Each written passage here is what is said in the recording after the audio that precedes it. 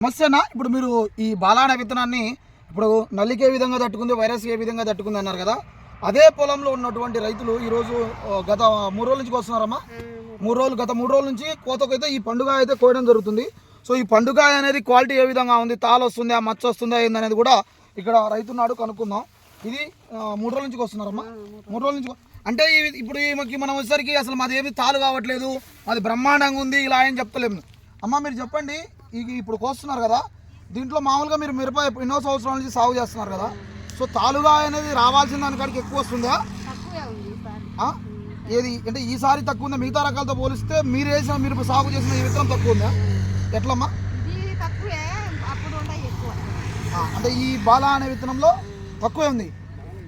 అంతకుముందు కూడా ఇందు తేజ, ఇది మోహిని తేజ కూడా వేస్తాం, అప్పుడు కూడా పెట్టింది ఇక్కడ. అంటే ఇప్పుడు మీకు ఈ బాలా అనే విత్తనంలో తాలూకు పర్సెంట్ తక్కువే ఉందంటారు. అంటే ఇప్పుడు ఎటో మీరు 10 కాయలలో ఒక 2 కాయలు సర్వసాధారణం, అంతకాడికి ఎక్కువ ఉన్నాయా? ఈ విత్తనము తాలు అయితే లేదు, ఒక్కసారి చెప్పండి అమ్మ రైతులకి.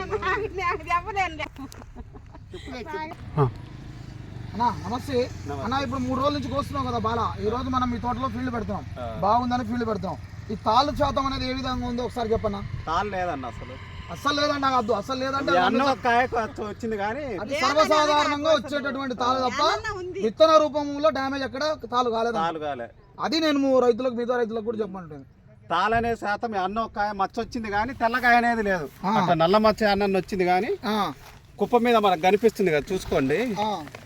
తాలుగాయ అనేది లేదు చూడండి అసలు. అమ్మా ఈ అన్న చెప్పేది నిజమేనా? నిజమేనా? ఒప్పుకోదగ్గదేనా? ఇదే అండి రైతులారా. అయితే నేనేమంటాను అంటే ఈ వీడియోని చూసి విత్తనాన్ని కొనొద్దు. ఈ వీడియోని చూసి నీ మనసుకు నచ్చితే వచ్చి ఈ మార్కాపురం చుట్టుపక్కల నీ గ్రామం ఎక్కడన్నా ఉంటే వచ్చి చూడు ఈ బాలా తోటను. హైవే పక్కనే ఉంటుంది, సోడా ఫ్యాక్టరీకి ఎదురుగా ఉంటుంది. మనం మీ పేరన్నా లక్ష్మీరెడ్డి గారి తోట. ఈ చుట్టుపక్కల మిగతా ఎక్కడైనా సరే ఈ బాలా తోట ఉంటే వెళ్ళి చూడండి. వరంగల్లో ఉంది, ఖమ్మంలో ఉంది, గుంటూరులో ఉంది, సత్తెనపల్లిలో ఉంది, ఎర్రంటచింతల ప్రాంతంలో ఉంది. వెళ్ళి చూడకుండా విత్తనాన్ని ఎంచుకోకు రైతన్నా. బాలా విత్తనాన్ని చూసి ఈ విత్తనాన్ని సాగు చేయి.